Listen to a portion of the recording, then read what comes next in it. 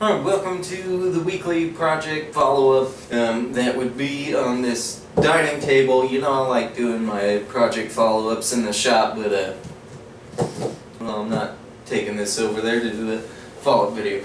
Really happy with how this project came out. It's nice doing something with the tapered legs and, you know, doing some fancy work. Man, this is probably the biggest project that I've ever made. It was easy, but at the same time it was also really hard. What was hard about it was doing the walnut siding, the edging on there. One of the reasons that was so difficult was, and this always seems to happen to me when I use walnut. I don't know why, it's almost just like indicative of walnut. Almost any time I use walnut, it's got a lot of really strong natural tension in the wood. And a lot of times when I'm running it through my saw, thank God for riving knives, it always pinches back really tight against the riving knife where I can't push it through the cut. So I have to hold it steady and shut the saw off and figure out something else. And if you do complete a cut, you'll notice the part that was cut is like really bowed. That was the problem I was having with the siding. What was happening was I thought I was going to make some straight cuts, and since they'd be straight I could just tape them on the side, because I figured that would be fine to just tape the siding on there. But it was so bowed it was leaving like really hideous gaps. I still got some spots where there were gaps, and I just used the old glue and sawdust trick method. And you could see those along here. It's not too bad. Okay, I had CJ commented on there. He said he never heard of the hollow box design before, which he's referring to the torsion box design. He wants to know if it feels like there's air pockets, or does it bow or sag when weight is placed in those areas. No, it doesn't. I learned that method from Steve Ramsey. I mean, I could probably climb up here and lay on this thing. I'm not going to, but my torsion box was probably the ugliest torsion box ever known to man. It looked really nasty. It really doesn't have to be aesthetically pleasing, because this edging is going to cover it up and the top is going to cover it up. I threw a little plastic stormtrooper helmet in there too, so that's going to be encased in here forever.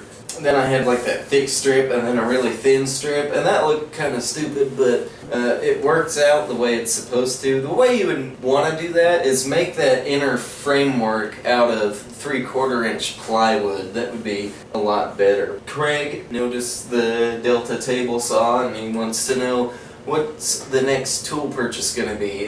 Probably none. That table saw is probably the climax of my tool buying. I used income tax. You know, I used the money that the government decided I was allowed to have back. That was what I used. I figured it would be a good investment into the shop and the YouTube channel to get a nice table saw in there, and I grabbed the bandsaw too, but I want to get that DeWalt jigsaw. It's like $90, which isn't too bad. The next time I do make a bigger tool purchase, I think I want to get a planer. Bob also mentioned the table saw and would like to know if I'll do a review on it. I think Dwayne said something about seeing a review on there too. Yeah, I could do a review. I have the Harbor Freight table saw review and the Harbor Freight router table review, and those are by far the most wildly popular videos I have on my channel. Like, the view count on both those videos are like on par with the big guys on YouTube. So you would think with me trying to get my channel up and running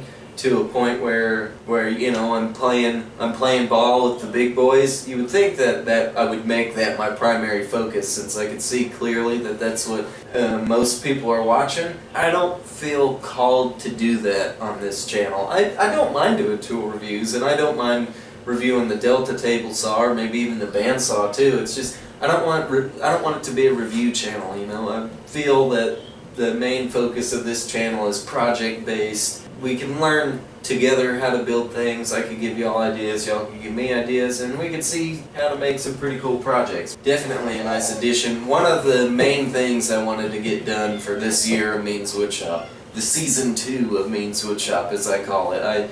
In my 1-year video I mentioned doing a dining room table, and so that's one checked off the list. Last week's project follow-up, I asked the question, what was your worst shop injury? And I had a lot of good responses on there. Roy was in there. He mentioned with a hand grinder, he said he forgot to flip it upside down and he was done with it. it was still spinning, and he put it on its side, and it shot back at him, and it got him in the thigh, and burned him. And he mentioned getting the knuckles and the palms on a belt sander as well. Man, those belt sanders are no joke. They'll mess you up. CJ commented on there, and I mentioned in that video that the belt sander I have was from him, and he told me he was helping build some cabinets, and his grandmother left a board on the ground that had a big old nail in it. So you see where I'm going with that? He stepped on it.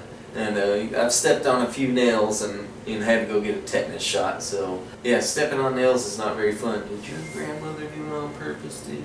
I think the award would have to go to Davy Reed. In quotes, he decapitated the top of his thumb in a metal shop. What he was saying was he was pulling out a swarf tray. Davy, I'm not familiar with metalwork, so I'm not sure what a swarf tray is. He had yanked it, and it got sliced between the top of the tray and a support strut on a lathe, and he said it pulled his nail clean off. Said pulled the end bone from the main thumb bone. So the way I'm interpreting that is maybe this top knuckle got ripped off, or this part got separated from there, which, oh god, it makes me squirm hearing that. And the way he types it out seems like he's pretty calm about it, so I think if I lost any extremities in the shop, I'd probably have a meltdown. Davey also mentioned the damn roosters in the shop, and somebody else mentioned the roosters too. Man, I get so tired of those roosters. They do make for funny, like bloopers and stuff, but man, when I'm in the shop and I'm trying to say something and I've got a thought in my head and they just keep crowing, I lose the thought and I stumble over the words, and then sometimes one sentence in a video is just a series of patchwork of different takes thrown together because I got interrupted. So I need a question for this week. What are your other hobbies besides woodworking? Aside from woodworking, I also play music. I usually do that on the weekends. I play with my brother-in-law. We just goof around, usually drinking and playing music. Aside from that, I'm a very big Star Wars fan too, and I collect a lot of the Star Wars like action figures and stuff, and I have a shelf that I made in there that has all of them displayed. And I was kind of thinking about getting into some of that Star Wars toy photography, which is a lot harder than it looks. I haven't done anything in a few years, but I used to do a lot of cosplay stuff, and I got some Stormtrooper helmets. Hold on a second.